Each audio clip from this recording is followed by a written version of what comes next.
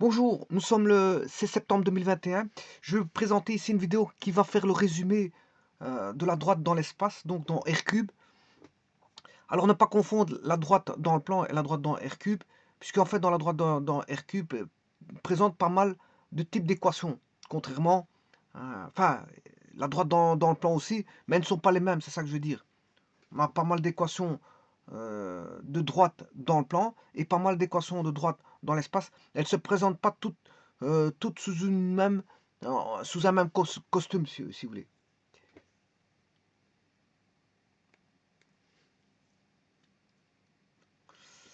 Alors, on a l'équation vectorielle. Tout d'abord, par deux points passe une et une seule droite. On peut avoir l'équation vectorielle.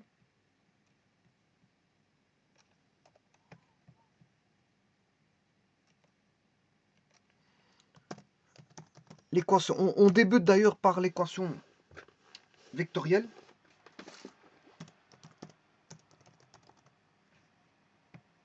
On peut avoir l'équation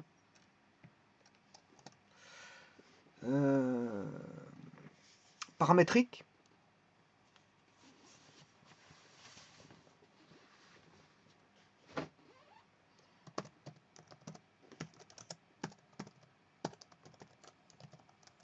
On peut avoir l'équation coutumière, certains l'appellent cartésienne, de la droite.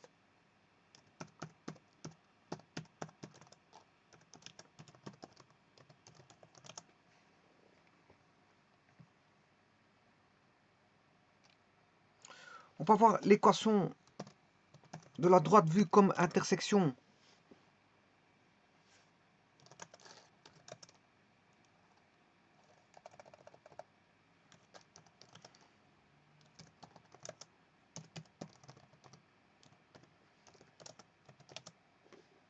de deux plans, mais sous forme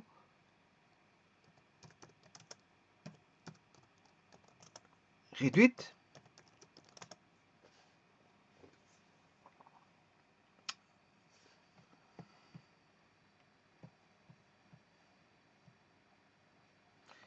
Et on a l'équation vue comme intersection de deux plans sous forme générale.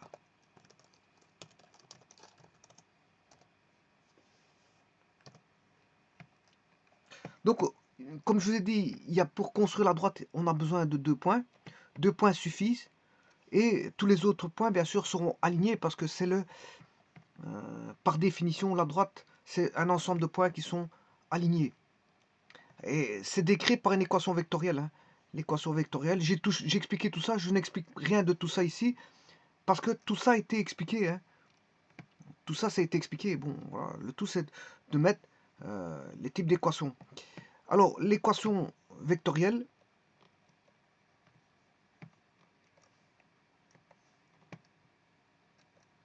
mais, en fait, on n'a qu'un paramètre, contrairement au plan où il y aura deux paramètres.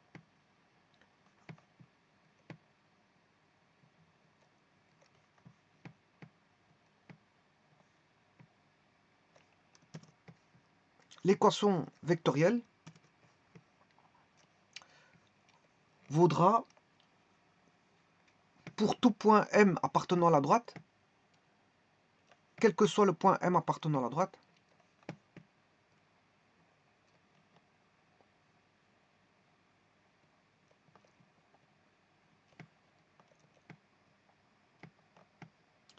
on aura OM. Bien sûr, il y a une origine qui est définie. Hein. L'origine, c'est O. On a OM égale lambda PQ, c'est les deux points de la droite. Bien sûr, on repasse par l'origine ici, plus OP. O étant l'origine. Bien sûr, avec lambda appartenant à R. Voilà. Et ça, c'est par définition l'équation vectorielle de la droite. C'est M égale lambda fois PQ plus OP. Bon, j'ai déjà expliqué tout ça. le but ici, c'est une vidéo qui va servir de résumé et pas d'explication. Si vous voulez des explications au détail, en détail, allez voir les vidéos relatives à ça, à cette rubrique sur les droites. C'est qu'une vidéo résumée ici, donc ça va résumer, rien de plus.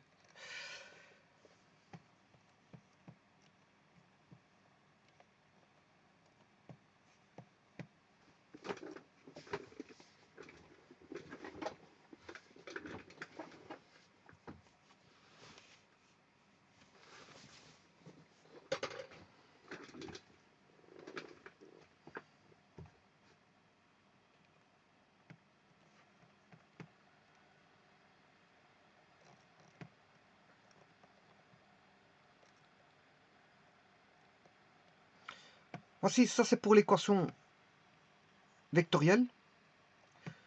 À partir de l'équation vectorielle, on va construire l'équation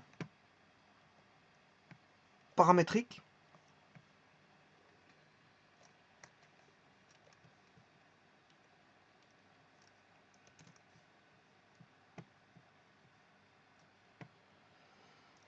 L'équation paramétrique sera x moins P1 égale lambda Q1 moins P1, y moins P2 égale lambda Q2 moins P2 et z moins P3 égale lambda Q3 moins P3. Alors vous reconnaissez Q1 moins P1, Q2 moins P2, Q3 moins P3. Ceci, c'est une composante de la direction. Hein.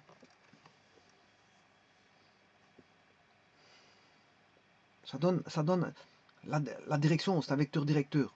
Q1 moins P1, Q2 moins P2, Q3 moins P3. Bien sûr qu'ils sont différents de 0, 0, 0. Enfin, 0, 0, 0.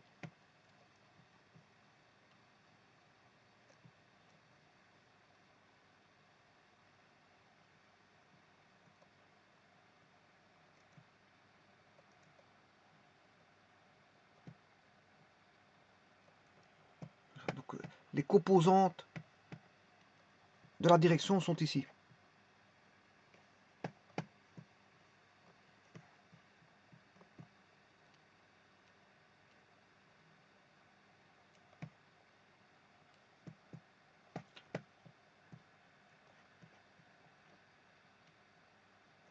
Bien sûr, on a P, O étant l'origine. Hein. O étant l'origine. P a pour coordonnées, dans un repère orthonormé direct par exemple, P1, P2, P3. Et le point Q, mais c'est Q1, Q2, Q3. Alors je vous rappelle que ceci, la composante là, elle est différente de 0. Tout comme celle-ci est différente de 0, tout comme celle-ci est différente de 0.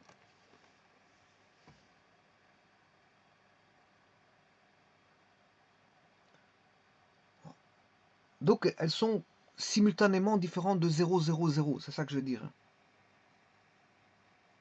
Alors l'équation coutumière, ce qu'on appelle l'équation, certains l'appellent équation cartésienne.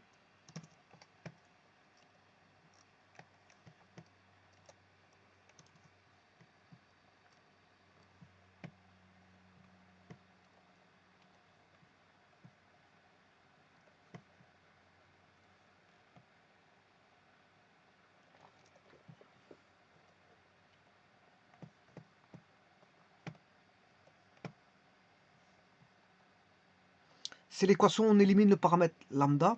Donc on aura, si j'élimine le lambda, x moins P1, x moins P1 égale y moins P2 égale z moins P3. Alors je rappelle que le point P de coordonnées P1, P2, P3 est un point de passage. Et au dénominateur, vous allez retrouver la direction. La direction qui est Q1 moins P1, Q2 moins P2, Q3 moins P3. Et ça, bien sûr, c'est égal à lambda.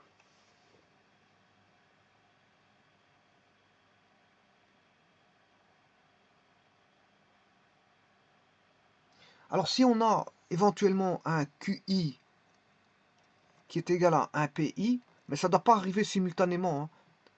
Ça doit, vous ne pouvez pas avoir 0, 0, 0, je vais vous le dire à l'instant. Par contre, on peut avoir un 0 quelque part. On peut avoir un 0 dans la direction, on peut avoir voilà, un 0, mais il faut que pour ça, au moins un des QI moins PI soit différent de 0. Parce qu'ils ne peuvent pas être tous les trois nuls. Mais il peut y avoir un qui est nul. Et bon, il n'y a pas d'abus d'écriture. Hein. C'est vrai qu'on ne peut pas diviser par 0, mais ça provient tout simplement d'une écriture, voilà, pour bien montrer la direction. Hein. Donc s'il y a un 0, il faut bien montrer qu'il y a un 0. On sait bien qu'on ne peut pas diviser par 0, mais ici, il ne s'agit pas d'une division par 0, c'est juste pour montrer la direction, où la direction se retrouve au dénominateur. Vous retrouvez la direction ici, avec P1, P2, P3 qui est un point de passage. Alors, P1, P2, P3 est un point de passage qui est P, mais il y en a une infinité de points de passage, et vous en prenez un particulier qui fait point de passage. Hein. Par contre, le système de paramètres directeurs, il y en a une infinité. Voilà, je dirais même une infinité simple. Et ce qu'il y a, donc c'est K fois un paramètre directeur que je vais appeler mu1, mu2, mu3. Bon, c'est proportionnel, si vous voulez, à Q1 moins P1, Q2 moins P2, Q3 moins P3. Avec K appartenant à R, bien sûr. Hein. Sauf 0, 0, 0. Je viens de vous le dire. Il ne peut pas être nul simultanément.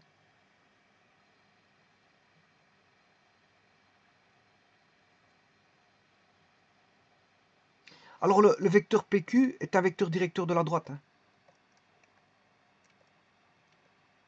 PQ donne la direction de la droite. Ceci, ces composantes que vous avez ici sont voilà, direction de la droite. Elle peut être positive ou négative, on s'en fout. Le vecteur, le sens, on s'en fout. C'est la direction qui nous importe. Alors, on a l'équation donc sous forme réduite ou cartésienne, sous forme paramétrique, sous forme vectorielle, bien sûr. Et je vais mettre sous forme réduite. Vu comme intersection de deux plans,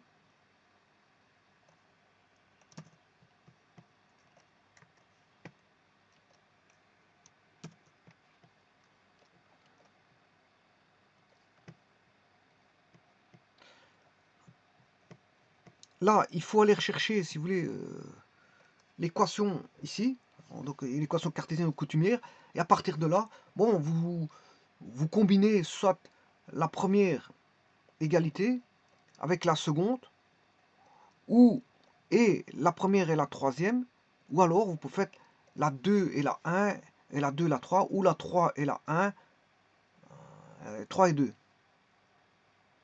Voilà. Donc moi je vais faire là 1, 2, combiner 1, 2 et 2, 3. Je vais faire la 1, 2, combinaison de 1, 2, 2, 3. Et si je fais la combinaison, bon, c'est mon choix, hein, j'aurais pu prendre une autre combinaison, mais si vous faites 1, 2, 2, 3, vous aurez une particularité qui est, vous allez retirer le x d'un côté, là, parce que vous faites le 1 par rapport au 3, le 1 contient du x, et le 3 contient du z.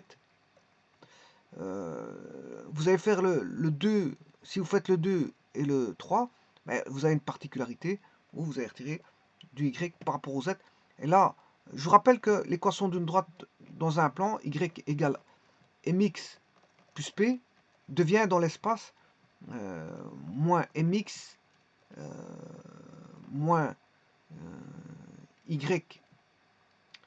moins p égale 0, mais ça on s'en fout, ça fait ax plus by plus c égale 0. Bon, dans l'espace, ceci c'est un plan. Hein. Vous voyez que on a du premier degré en x et en y dans le plan, c'est une droite, mais du premier degré en x et en y dans l'espace, ça devient un plan. Alors attention à ça, il faut faire très attention. Tout comme si j'écris x carré sur a carré, qui est une équation du second degré bien sûr, plus y carré sur b carré égale 1, est une ellipse dans le plan. Dans le plan, c'est une ellipse. Mais dans l'espace, cette ellipse, c'est plus une ellipse, hein, c'est, on va dire, un cylindre, c'est un cylindre elliptique. Il devient un cylindre elliptique. Alors pour avoir une ellipse dans le plan, dans l'espace, il suffit de faire, par exemple, couper par un plan z égale 0, et vous aurez l'intersection qui va donner là une ellipse. Donc attention à tout ça. Hein. Les équations dans le plan et dans l'espace n'ont pas les mêmes significations. Hein. C'est pas les mêmes objets. Ceci dans le plan, c'est une ellipse. Ceci dans l'espace, donc toujours la même équation qui est E, mais dans l'espace, c'est un cylindre elliptique. Alors ne pas confondre le tout. C'est pour ça que je vous dis qu'il faut distinguer le plan et l'espace. Hein.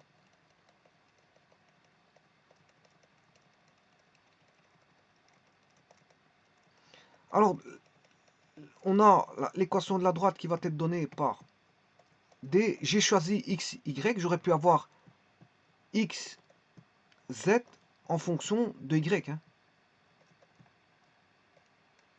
J'aurais pu avoir YZ en fonction de X. Bon, voilà, il y a différents cas de figure. Moi, mon choix s'est porté sur X, Y en fonction de Z. Et si j'écris ceci, j'aurai MZ plus P, NZ plus Q. Et alors là, à ce moment-là, on a le paramètre directeur, c'est MN1. MN1 est un paramètre directeur. Et PQ 0 est un point de percée de la droite D dans le plan OXY. C'est le point de percée de la droite D dans le plan OXY.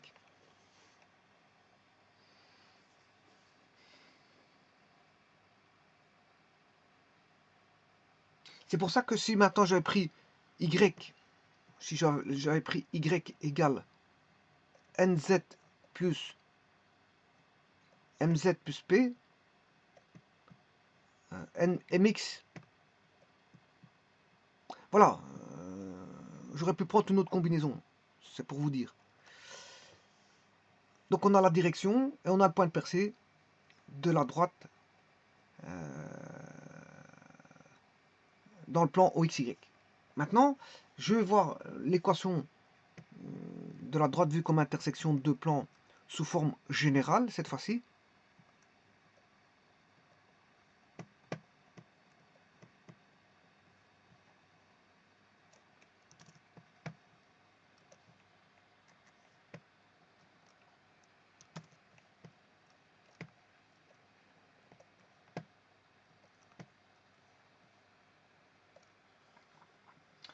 Là, bien sûr, vous aurez compris que c'est la droite est donnée et vue comme deux plans général qui est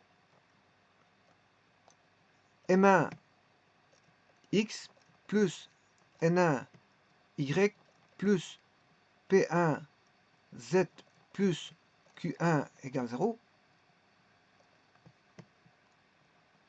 M2 X plus N2 Y plus P2 Z plus Q2 égale 0, avec la direction à calculer par rapport au vecteur, ce sera N1, N2,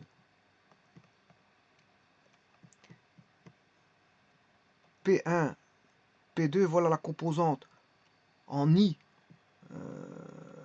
de la direction. Ensuite, on a, il faut faire une inversion ici, P1 pour avoir le Y, la composante en J, P1, P2, M1, M2, là vous avez la composante en J. Alors, j'ai une inversion parce qu'il y a un moins qui apparaît, et c'est dû à la matrice des mineurs. J'aurais pu calculer ça sous forme matricielle en mettant IJK, M1, N1, P1, M2, N2, P2, et je calcule le déterminant. Et si vous le calculez par la méthode des mineurs, ben voilà, vous allez avoir un moins ici. Le moins fait en sorte que c'est les colonnes de Y et Z qui sont permutées. Et le dernier, il n'y a pas de permutation. C'est, je cherche en K, donc j'aurai M1, M2, N1, N2. Attention qu'ici c'est un M. Hein. M de Martin. Martin. M de Martin. N de Nestor. Ici, N de Nestor. De toute façon, celui-ci, ça se voit. Et là, c'est M de Martin.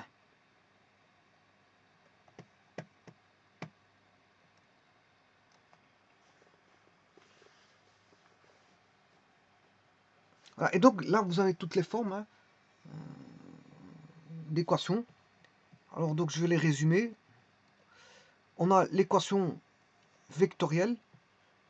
L'équation vectorielle au M égale lambda PQ, avec lambda appartenant à R, bien sûr, plus au P, si bien sûr, attention que si P est distinct de l'origine, hein, parce que s'il est confondu avec l'origine, OO, on aura, si il passe par l'origine, on aura ici OO. Hein. Et si vous avez OO, ben, ça fait 0. Ça veut dire qu'on aura P1, P2, P3 qui fait 0. 0, 0, 0. Donc on n'aura que lambda PQ, s'il passe par l'origine. On a l'équation paramétrique, avec la direction qui est Q1-P1, Q2-P2, Q3-P3, donc Q1-P1I, plus Q2-P2J, plus Q3-P3K.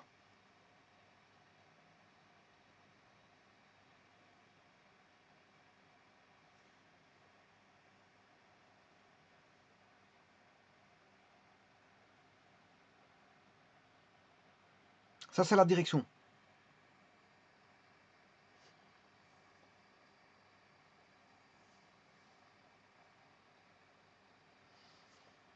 Alors, on a l'équation coutumière ou cartésienne.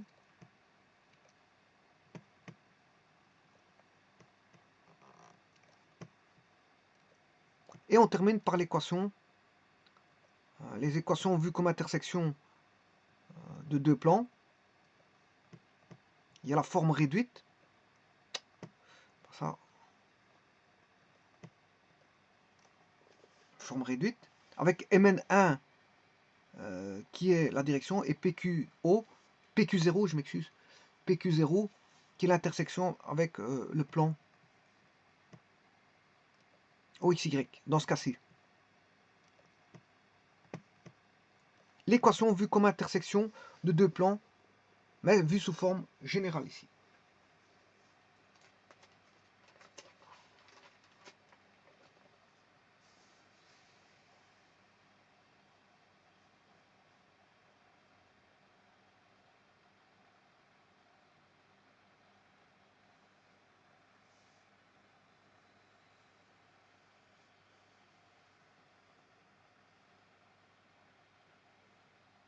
Je vous remercie.